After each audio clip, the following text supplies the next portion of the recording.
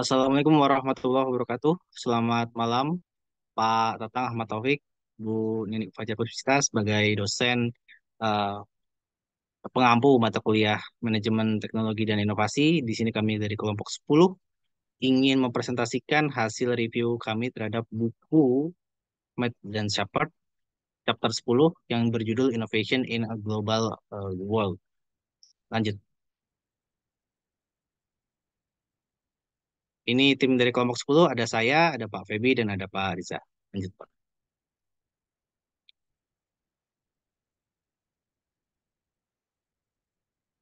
Ini adalah agenda yang akan kita bahas.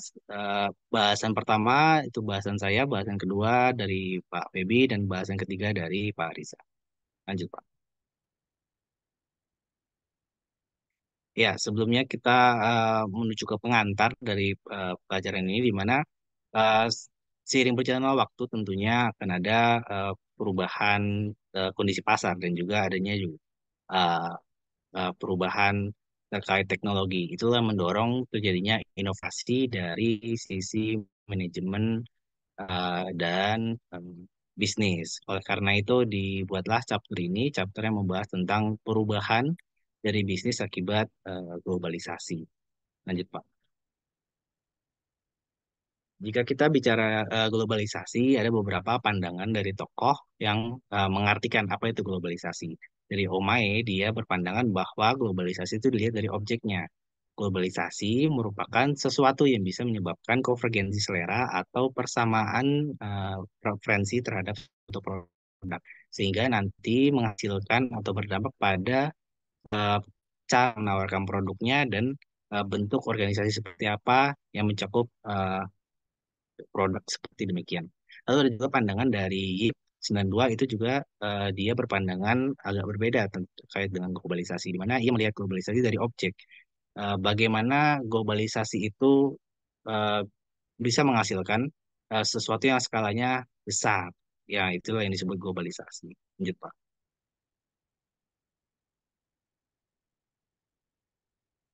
Sehingga globalisasi tentunya memiliki suatu dampak atau keterkaitan antar sesuatu, di mana kami membuat empat parameter. Yang pertama adalah semakin seragamnya preferensi atau keinginan suatu pasar.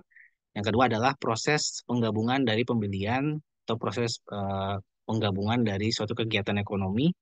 Yang ketiga adalah perusahaan-perusahaan global mulai mengadaptasi budaya yang global yang sebelumnya lokal. Lalu yang keempat adalah pasar industri yang mulai dikuasai oleh beberapa perusahaan-perusahaan besar atau ada perusahaan yang major. Lanjut, Pak.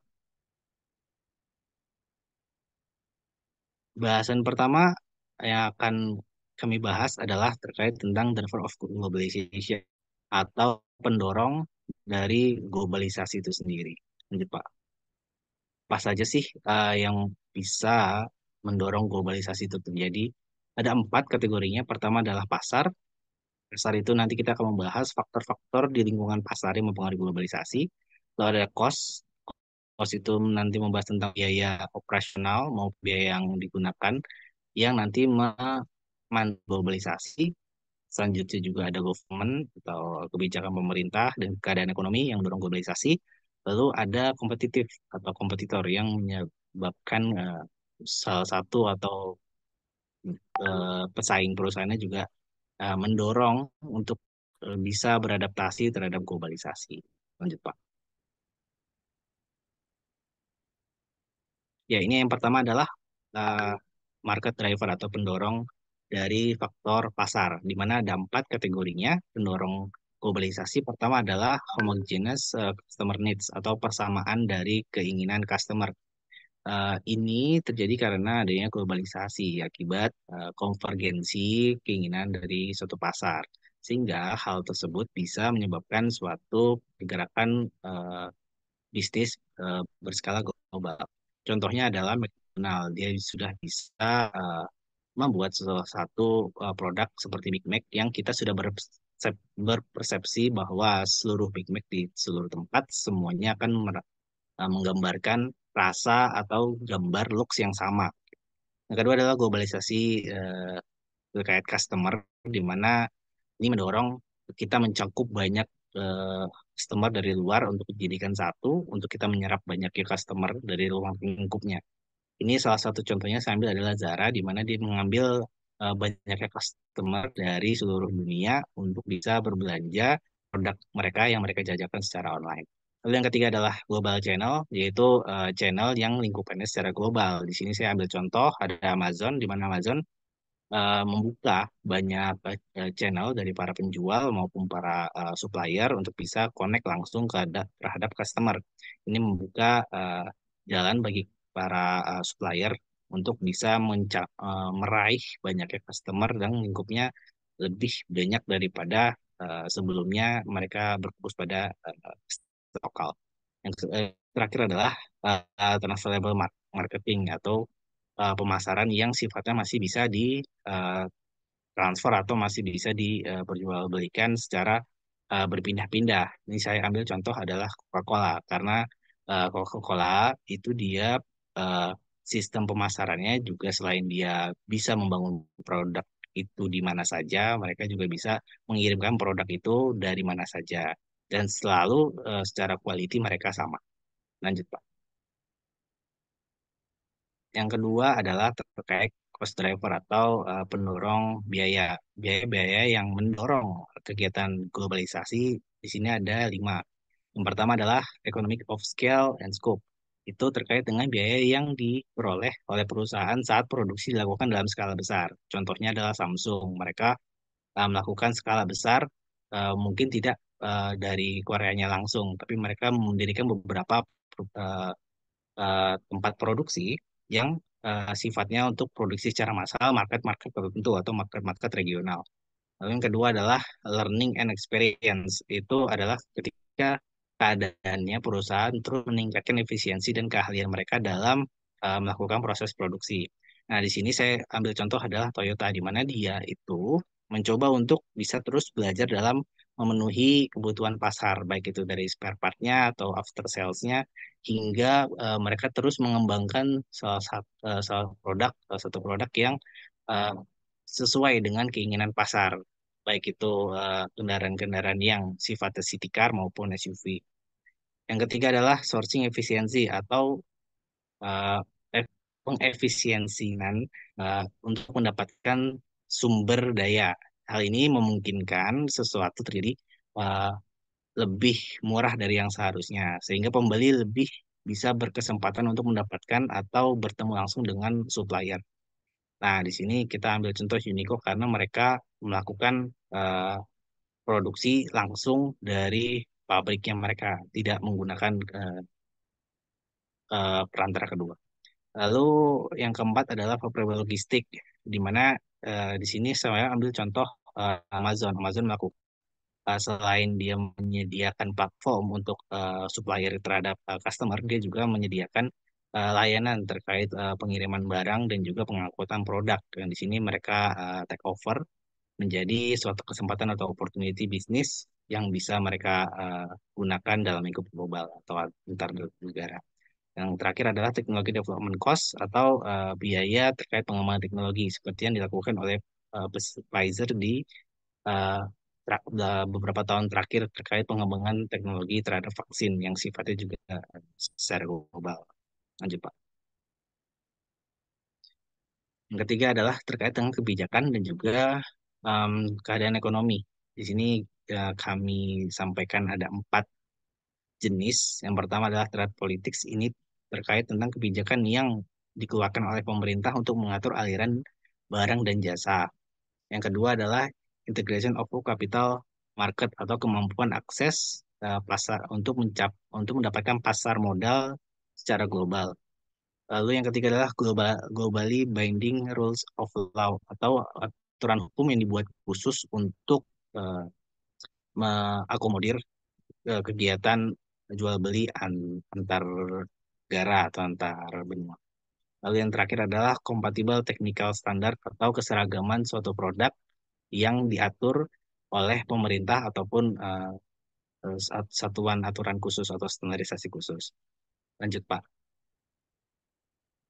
Nah, berikut ini adalah contoh-contohnya dari setiap bagian dari governmental and economic driver atau pendorong government dan keadaan ekonomi.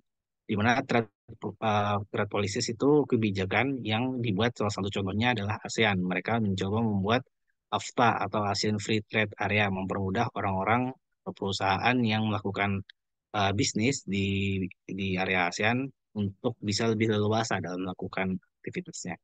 Lalu yang kedua adalah integration of all capital market. Ini salah satu contohnya adalah Tokopedia yang berhasil merger dengan perusahaan dari Amerika, Bridgestone, sehingga mereka dapat akses dari sana untuk mendapatkan modal dari global, tidak lagi mencari modal dari regional Indonesia saja. Gitu.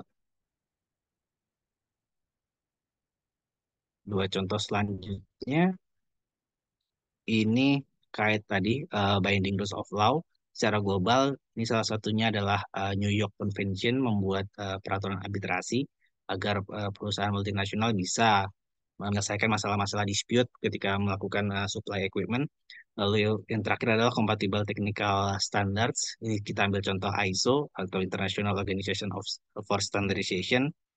Biasanya ini untuk produk-produk yang sifatnya itu sering dipesan dan memang memiliki beberapa aturan-aturan tertentu sehingga mempermudah suatu perusahaan dalam melakukan produksi dalam sejumlah massal. Lanjut, Pak.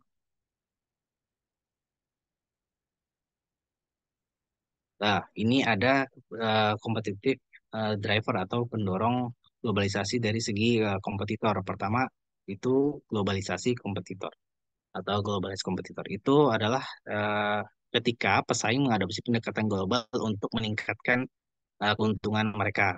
Sini kita ambil contoh Apple dan Samsung, di mana mereka memiliki eh, dari Apple, dia memiliki strategi untuk bisa membuat desain di Amerika, tapi membuat konstruksi di China. Dan ini tidak memaksa Samsung untuk berbuat sesuatu, karena ini memang murni untuk menguntungkan atau mengurangi kos dari si Apple. Namun secara tidak langsung Samsung juga eh, beradaptasi dari kejadian yang dilihat dari Apple, sehingga Samsung juga tidak mau kalah dari segi mendapatkan pasar. Lalu yang kedua ini terkait independence of countries. Ini saya ambil contoh Nike dan Adidas. Kalau yang sebelumnya itu terkait tentang bagaimana perusahaan bisa menerapkan strategi bisnisnya dalam produksi dan juga R&D. Kalau Nike dan Adidas ini cenderung untuk menciptakan suatu tren yang ada dalam suatu negara atau suatu area. Di mana misalkan Nike menciptakan model baru yang itu membuat dari persepsi pasar menginginkan produk-produk yang sudah diciptakan oleh Nike. Namun Adidas secara tidak langsung juga harus memaksa dirinya untuk bisa mengeluarkan model-model terbaru juga untuk bisa menyaingi dan juga mengimbangi tren di regional yang juga dia sedang incar. Lanjut, Pak. Oke, dari kelima dorongan itu kita bisa ambil benang merahnya bahwa terjadi beberapa perubahan dari yang sebelumnya konvensional menjadi global. Yang pertama itu terkait tentang market partisipasinya. Yang pertama tidak ada ikatan market, lalu sekarang sudah punya beberapa eh, pembagian pekerjaan dari setiap produk. Lalu yang kedua terkait product standardization, yang awalnya kalau kita memesan sesuatu itu sifatnya customized, sekarang sudah banyak standarisasi yang memungkinkan terjadinya produk productivity massal. Yang ketiga adalah activity of concentration. Ini efek dari poin nomor dua juga, di mana ketika dulunya orang berjualan secara domestik, sekarang sudah tersentralize, melakukan kegiatan produksi, distribusi, maupun penjualan di negara-negara yang sudah ditentukan secara strategi masing-masing pelaku bisnis. Lalu yang keempat terkait uniform marketing, ini adalah efek standarisasi juga dan juga efek globalisasi, di mana yang awalnya melakukan pendekatan-pendekatan secara lokal untuk bisa menyerap aspirasi lokal dan mempengaruhi suatu value dalam produk, sekarang sudah sifatnya umum dan cenderung konvergen untuk bisa mengakomodir resapan-resapan dari customer yang sifatnya juga secara global dan bisa diterima secara global. Lalu yang terakhir adalah terkait integrated kompetitif. Itu yang pertama, mereka awalnya bergerak secara sendiri-sendiri, namun sekarang sudah mulai memiliki beberapa mitra maupun anak perusahaan yang dipekerjakan untuk bisa mengakomodir eh, terkait tentang tadi eh, efektivitas dari produksi dan juga distribusi. Lanjut, Pak.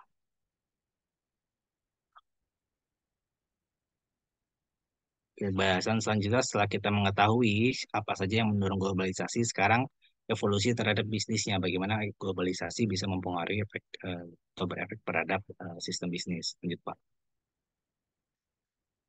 Dari bahasanya sendiri, eh, evolusi itu mengartikan bahwa suatu perubahan yang terjadi secara bertahap untuk menciptakan suatu bentuk baru.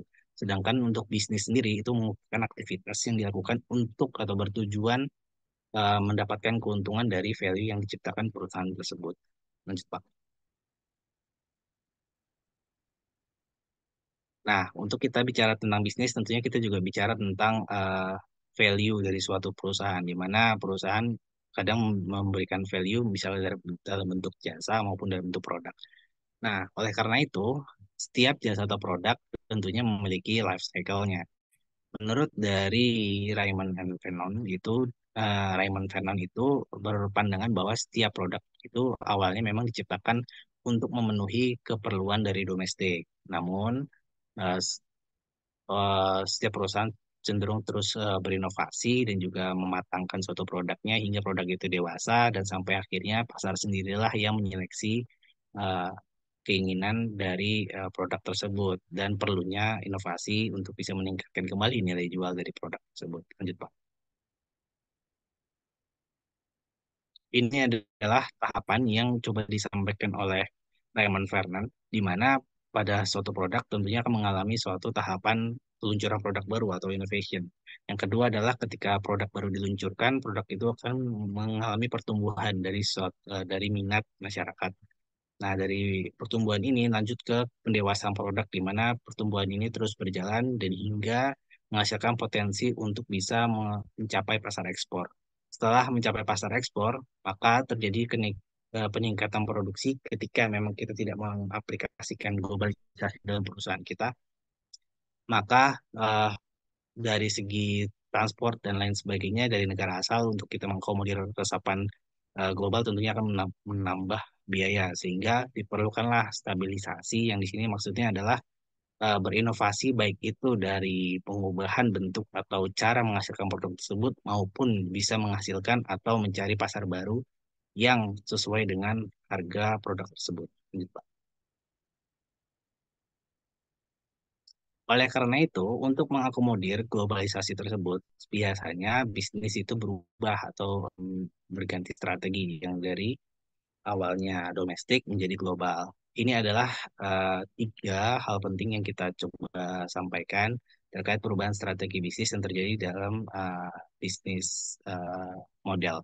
Yang pertama itu ada dari strukturnya. Untuk kita menjalankan bisnis strategi secara global, tentunya kita juga mengakomodir organisasi baru atau aktor baru yang menjalankan setiap pekerjaan-pekerjaannya. Yang kedua adalah terkait production location. Ketika kita mencangkup banyaknya serapan dari pasar, tentunya kita juga berusaha untuk bisa mengakomodir atau menghasilkan banyak produk secara massal dan penyatuan atau pemusatan produksi itu juga penting dilakukan untuk bisa meminimalisir dari cost dan juga banyak biaya transport. Lalu dari segi marketing tentunya akan terjadi persaingan dari penghargaan atau penghargaan barang, bagaimana kita bisa bersaing dalam lingkup global. Yang kedua terkait research and development, tentunya untuk terus berinovasi untuk menghasilkan produk baru maupun uh, mencari pasar baru. Lalu yang ketiga terkait supply chain, sistem distribusinya, dan juga bagaimana kita bisa memetakan produksi, distribusi, dan juga penjualan dengan memanfaatkan kerjasama antar perusahaan maupun eh, anak perusahaan. Lanjut, Pak.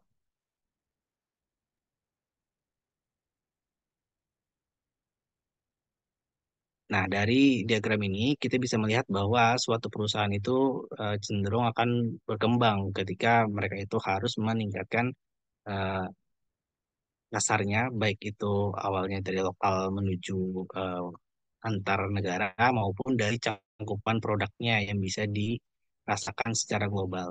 Jadi dari awalnya perusahaan itu sifatnya domestik menuju internasional, lalu dari internasional dia bisa menjadi multinasional dan global bergantung dari cakupan maupun taraf dari produk eh, yang dihasilkan atau value perusahaan itu sendiri hingga menjadi transnasional atau mereka bisa melakukan aktivitas uh, ekonomi dengan melampaui batasan dan juga jangkauan dari pasar. Ini kita ambil contoh kasus dari Exxon yang awalnya mereka mencoba untuk memenuhi pasar domestik untuk menyediakan oil and gas, lalu mereka mencoba untuk melakukan atau percobaan untuk melakukan investasi di negara lain, dan ini masuk ke tahap internasionalisasi atau cangkupan yang internasional. Lalu Exxon tidak berhenti di sana, dia juga mulai mendirikan beberapa fasilitas di beberapa negara di belahan dunia. Itu mulai masuk ke multinasional karena jangkupan dan juga marketnya atau bentuk transaksinya sudah antar negara. Nah, setelah itu mereka juga mengembangkan dari apa yang sudah mereka buat, dari fasilitas yang sudah ada, mereka coba kembangkan bisnis-bisnis lainnya dari hulu hingga hilirnya. Dari yang awalnya mereka hanya menyiapkan fasilitas hingga sampai ke rantai pasok, distribusi, uh, jasa pengeboran, produksi, hingga pengolahan hilir dari minyak dan gas di seluruh dunia. Itu adalah contoh dari perusahaan domestik menuju transnasional. Lanjut, Pak. Nah, namun dari semua potensi dan juga hal-hal yang bisa mempengaruhi dari segi perubahan bisnis, ada beberapa tantangan yang perlu diperhatikan oleh beberapa perusahaan global. Salah tiganya adalah hierarki laporan yang tidak jelas. Hal ini perlu disampaikan bagaimana proses atau sistem atau secara model bagaimana antar perusahaan tersebut bisa bekerja sama dan terlihat jelas bagan hierarkinya. Hal ini menjadi dispute ketika tidak dikategorikan atau tidak didefinisikan dari awal. Lalu yang kedua terkait tujuan dan fungsi, di mana eh, ketika terjadi globalisasi akan ada beberapa perusahaan merger ataupun ada beberapa lahirnya perusahaan anak perusahaan baru yang di mana mereka cenderung diberi kebebasan dalam berkembang. Hal ini memungkinkan untuk terjadinya perbedaan fungsi atau perbedaan visi maupun adanya faktor perbedaan geografis. Akibat tadi beberapa potensi perusahaan mengakomodir beberapa regional yang memang cenderung memiliki uh, cost lebih murah dalam melakukan produksi. Lalu yang ketiga itu adalah perjuangan kekuasaan dan pengambilan keputusan. Di mana ketika perusahaan sudah merger atau perusahaan yang sudah memang besar atau gendut, cenderung sulit untuk melakukan pengambilan keputusan karena pengajuannya juga cukup lama, approval juga cukup panjang, hingga keputusan-keputusan yang cenderung bersifat tidak terlalu berpengaruh terhadap perusahaan itu sendiri. Itulah beberapa tantangan yang coba kita sampaikan terkait globalisasi dalam suatu perusahaan atau model bisnis. Lanjut, Pak.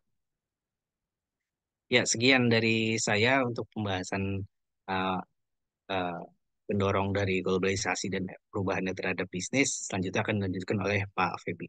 Pak Febi, silakan. Oke, terima kasih Pak Rizky.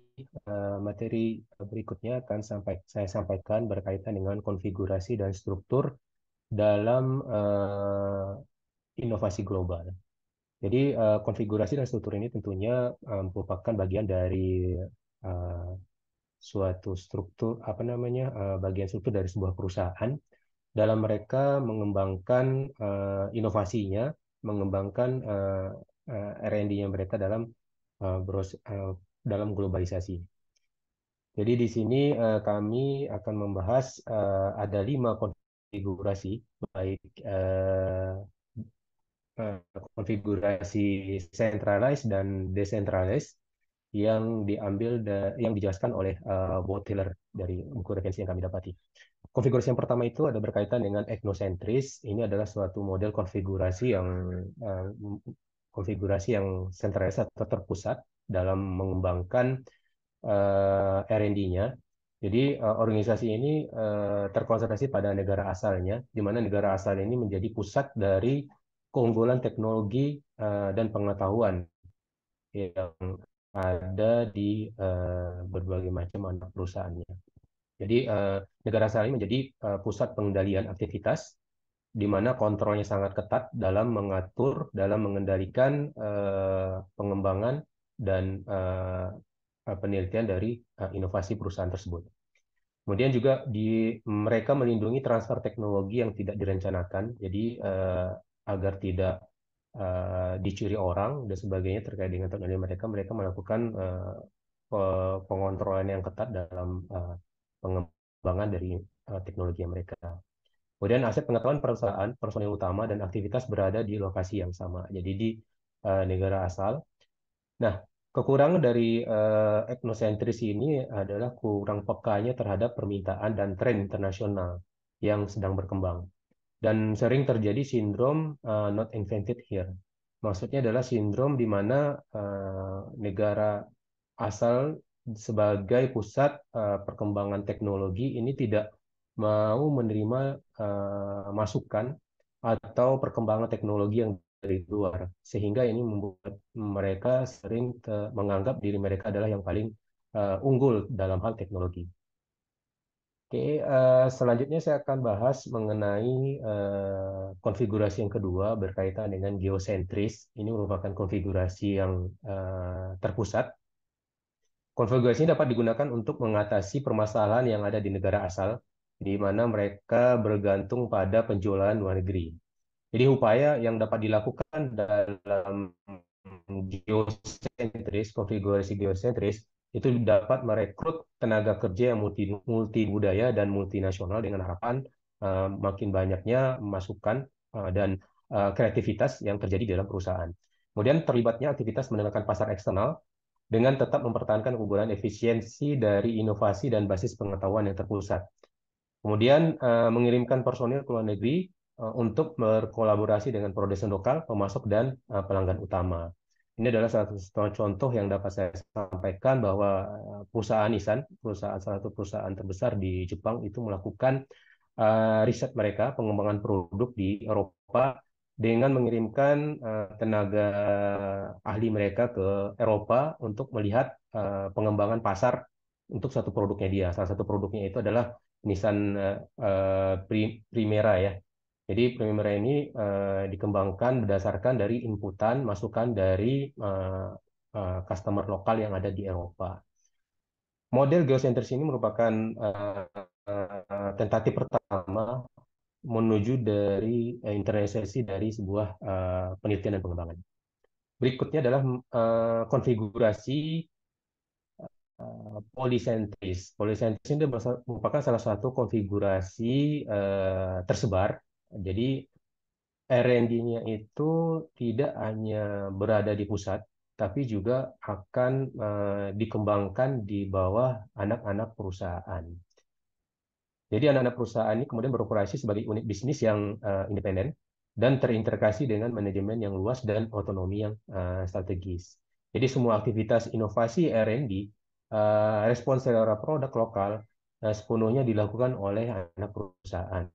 Jadi pengembangan yang sangat aktif di anak perusahaan ini membuat perusahaan terlambat dalam menerima informasi. Di sini adalah perusahaan pusat ya. Jadi dengan makin dilepasnya pengembangan yang dilakukan oleh anak perusahaan sehingga ada beberapa miss yang mungkin tidak tersampaikan atau tidak didapati oleh perusahaan pusat dalam hal pengembangan inovasi di perusahaan. Ini adalah beberapa perusahaan yang mengadop polisentris, ada perusahaan Shell, Philips, dan Sulzer. Kemudian konfigurasi yang keempat itu adalah R&D Hub Model. Ini adalah model Coordinate Federation. Konfigurasi ini memiliki ciri pusat R&D yang kuat dan didukung oleh pos-pos R&D. Jadi anak-anak perusahaan juga menjadi pusat dari pengembangan teknologi dan informasi dan inovasi. Namun dalam kontrol pusat tetap memiliki peranan yang penting dalam mengontrol dan mengkoordinasikan penelitian-penelitian yang dikembangkan oleh setiap unit atau anak perusahaan. sehingga anak perusahaan dapat mengadaptasikan produk dan strategi untuk memenuhi selera pasar lokal. Namun mereka memiliki ketergantungan dengan perusahaan induk untuk produk, proses, dan ide barunya. Nah, kekurangan dari konfigurasi ini adalah memerlukan lebih banyak koordinasi karena harus selalu mengkomunikasikannya kepada pusat dan kontrol dibandingkan dengan bentuk ekosentris, geosentris, dan polisentris. Itu adalah konfigurasi R&D hub model. Ini ada banyak perusahaan yang juga sudah mengadop konfigurasi dari R&D hub model ini. Kemudian konfigurasi yang terakhir adalah integrated underneath network atau jaringan R&D yang terintegrasi. Jadi R&D dalam negeri tidak lagi menjadi pusat dari kendali inovasi, namun menjadi salah satu dari sekian banyak unit yang saling terhubung. Jadi dari anak-anak perusahaan yang memiliki pusat pengembangan dan penelitian inovasi itu secara bebas untuk melakukan pengembangan atau memunculkan inovasi baru. Kemudian setiap unit juga memiliki jaringan berspesialisasi dan memimpin dalam produk, teknologi, atau fungsi tertentu. Jadi setiap unit ini juga memiliki spesialis terhadap pengembangan produk. Kemudian portofolio bisnis yang saling bergantung. Jadi dengan konfigurasi ini memungkinkan antar unit atau anak perusahaan itu mentransferkan dari inovasi-inovasi yang mereka miliki. Pengaruh dan kekuasaan terletak di banyaknya jaringan organisasi dan pribadi. Jadi dengan banyaknya pengembangan di setiap unit atau anak perusahaan ini membuat pengaruh dan kekuasaan. Jadi akan terdapat gap atau pemetaan-pemetaan karena setiap unit itu memiliki spesialisasi sehingga perlu adanya dilakukan mungkin upaya untuk memperbaiki sistem integrated R&D network ini. Nah, salah satunya dengan adanya peran tekanan dari global, ini mendorong peralihan berbagai konfigurasi eh, untuk pada akhirnya mengarah kepada integrated R&D network. Ini berdasarkan dari Botrier. Nah, dengan adanya perubahan konfigurasi ini yang memang harus tetap selalu dijaga, maka adanya transnational form merupakan evolusi dari untuk mempertahankan konfigurasi agar tetap dalam suatu jaringan pengembangan yang terintegrasi. Nah, transnational firm ini merupakan bentuk perusahaan yang berupaya menyeimbangkan produk, fungsi, dan wilayahnya. Jadi, di mana tetap berorientasi kepada cost yang lebih rendah, kemudian menyeimbangkan antara ketanggapan dari lokal, kemudian melakukan efisiensi terhadap global. Nah, ketergantungan dari masing-masing fungsi dan geografis yang berbeda-beda ini tetap harus dilakukan koordinasi yang menyeluruh terhadap aktivitas dalam pengembangan dan penelitian dari inovasi sebuah perusahaan, sehingga memunculkan sebuah uh, pendekatan multidimensi. Nah, pendekatan multidimensi ini merupakan salah satu bentuk dari pengembangan jaringan terpadu yang terbentuk dalam transnasional.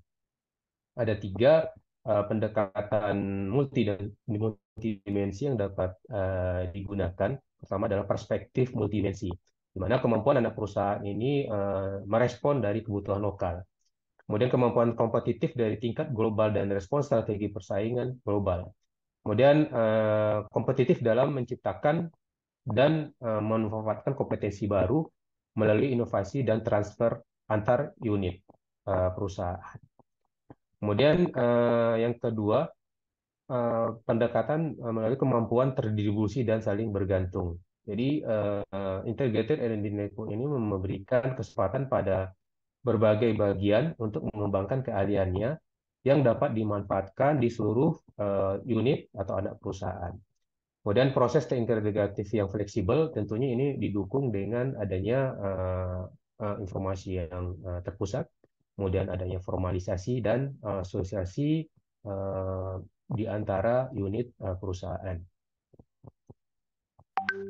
Kemudian dalam hal melakukan pendekatan yang terintegrasi, ada dua proses inovasi yang terjadi. Yang pertama itu adalah proses inovasi yang dimanfaatkan secara lokal. Jadi pendekatan terintegrasi ini sumber daya dan kompetensi khusus yang tersedia tidak hanya untuk anak perusahaan lokal, namun dapat dimanfaatkan untuk digunakan di seluruh operasi perusahaan multinasional. Kemudian proses inovasi yang terhubung secara global, sumber daya dan talenta dari berbagai unit perusahaan yang multinasional untuk bersama-sama terlibat dan mengelola aktivitas inovasi. Ini adalah pendekatan dari integrasi sebuah konfigurasi. Kemudian dalam hal menciptakan inovasi yang efektif, yang terpusat, ada beberapa cara yang dapat kita lakukan. Yang pertama adalah mendapatkan masukan dari anak-anak perusahaan ke dalam kegiatan-kegiatan yang tersentralisasi. Jadi ini sangat dibutuhkan agar inovasi yang telah dimiliki oleh anak-anak perusahaan tercatat di pusat, sehingga di pusat nanti akan melakukan pengembangan lebih lanjut untuk disebarkan ke unit-unit perusahaan atau anak perusahaan yang lain. Kemudian yang kedua, menanggapi kebutuhan lokal nasional. Ini sangat dibutuhkan untuk mendapatkan inovasi yang efektif eh, di perusahaan pusat.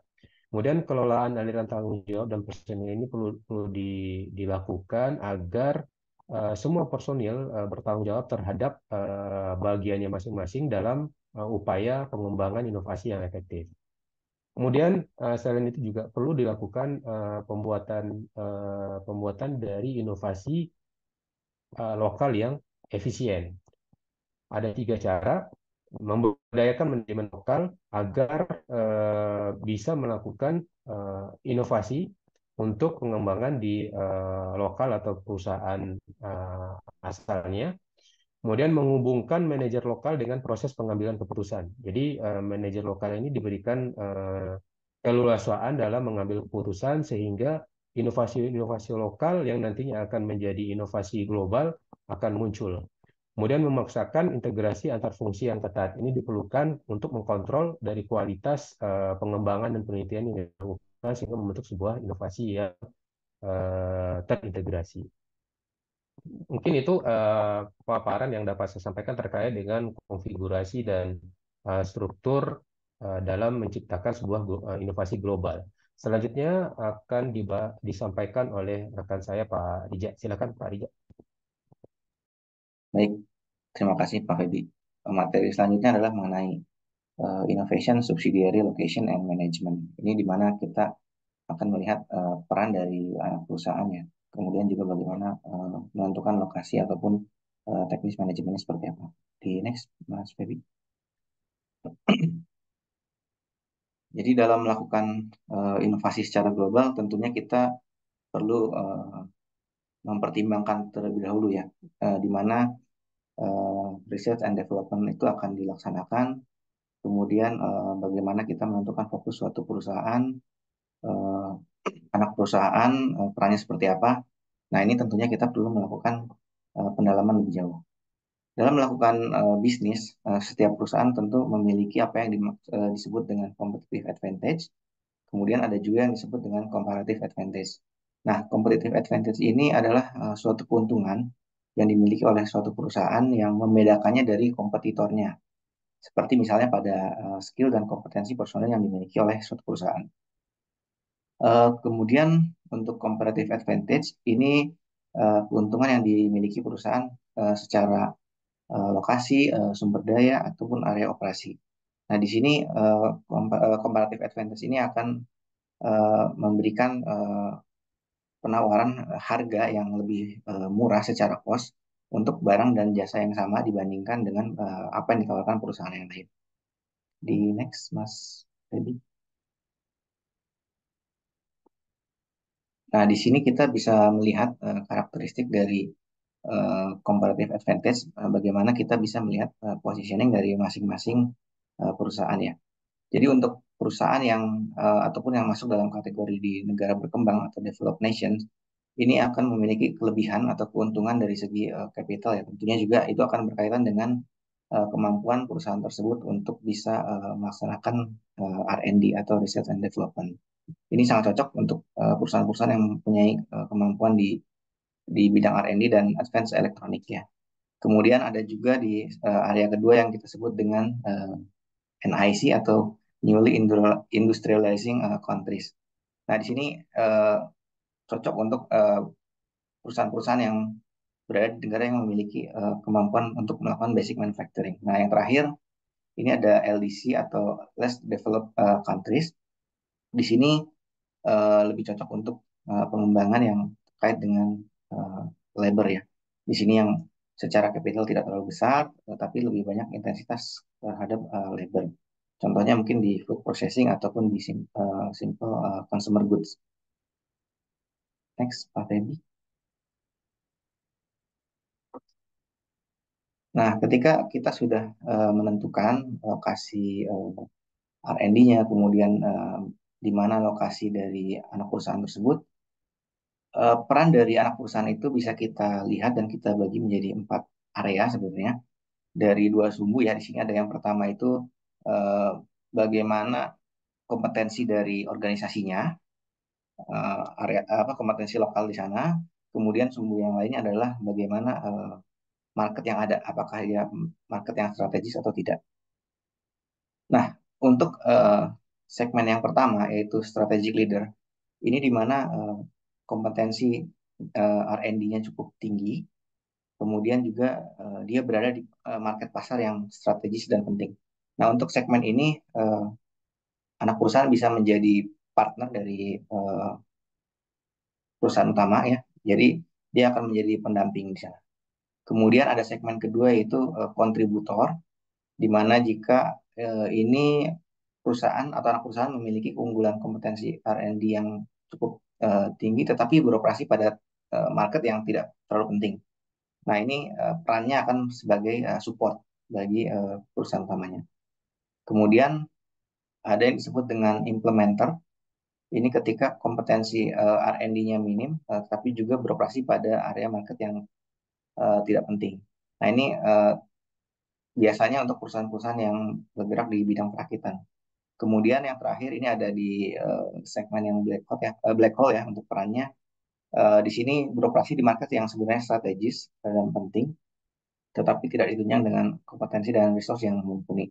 Nah, ini mungkin salah satu pertimbangannya adalah uh, meskipun mungkin biaya yang dikeluarkan tidak sesuai dengan return yang didapat ya, tapi di sini perusahaan-perusahaan tetap mengambil segmen itu untuk apa ya menampilkan atau mengambil sekedar presence ya atau kehadiran mereka di market itu sehingga mereka bisa memantau perkembangan teknologi yang ada di sana. Next, Pak Feby.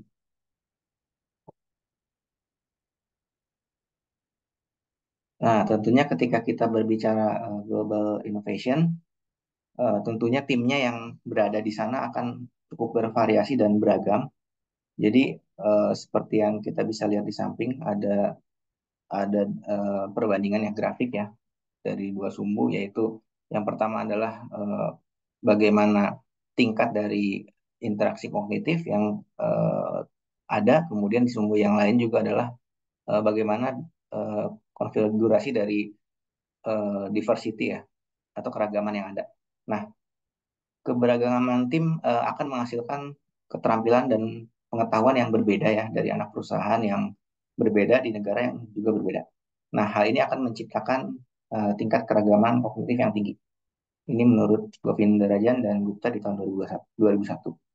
Kemudian ada juga yang menyebutkan bahwa penelitian menunjukkan bahwa orang akan lebih percaya satu sama lain ketika mereka bisa berbagi kesamaan, berkomunikasi dengan intens, dan dalam konteks budaya yang sama. Ini disampaikan oleh Kramer dan Tyler di tahun 1996. Dari sini kita bisa melihat jika suatu tim memiliki eh, keragaman yang tinggi, tetapi interaksi kognitifnya tidak begitu bagus, ini akan membentuk suatu tim yang cenderung terpecah ya dan tidak bisa mengambil keputusan dengan baik. Kemudian jika suatu tim berada dalam area atau sisi di mana keragamannya tidak terlalu tinggi atau cognitive diversity-nya rendah, kemudian juga interaksinya tidak bagus, ini secara perusahaan tim tersebut tidak akan memberikan nilai tambah apapun bagi perusahaan. Kemudian ada juga satu segmen di mana tim tersebut uh, tingkat keragamannya rendah, tetapi tim tersebut memiliki interaksi kognitif yang baik. Nah, ini akan menghasilkan tim dengan uh, kecepatan ya dalam proses pengambilan keputusan, tetapi kita belum bisa memastikan apakah keputusan itu adalah keputusan yang terbaik yang diambil. Nah, yang kita harapkan sebenarnya adalah interaksi yang bagus secara kognitif dan diversity-nya yang cukup tinggi, sehingga kita akan menghasilkan tim yang efektif secara bisnis global. Next, Pak Feby.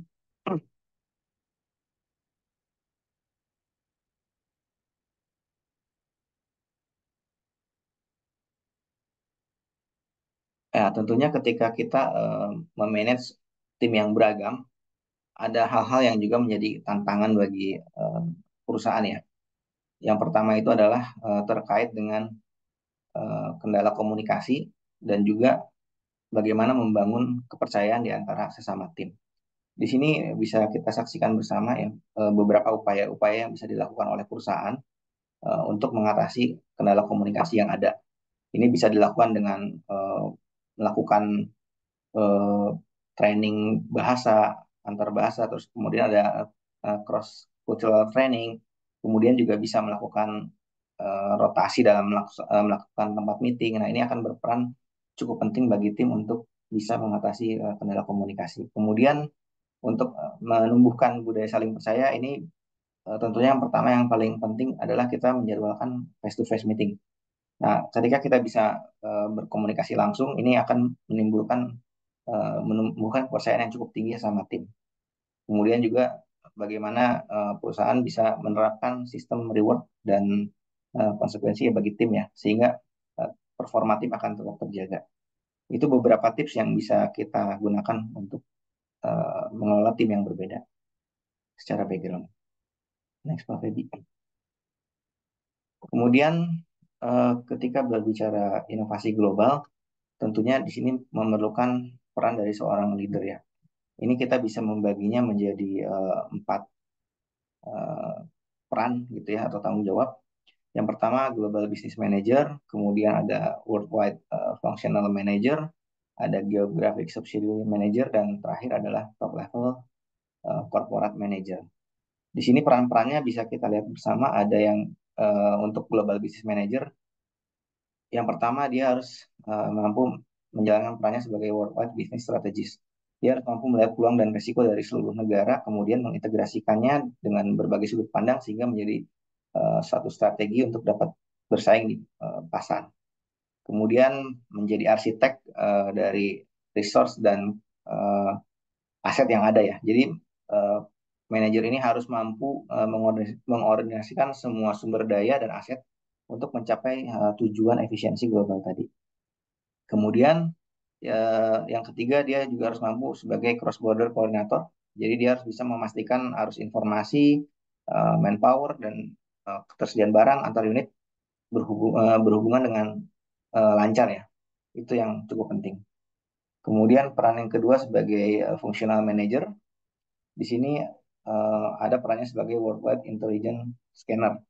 Nah, ini karena mayoritas inovasi itu berdasarkan respon terhadap adanya peluang atau ancaman terhadap perusahaan.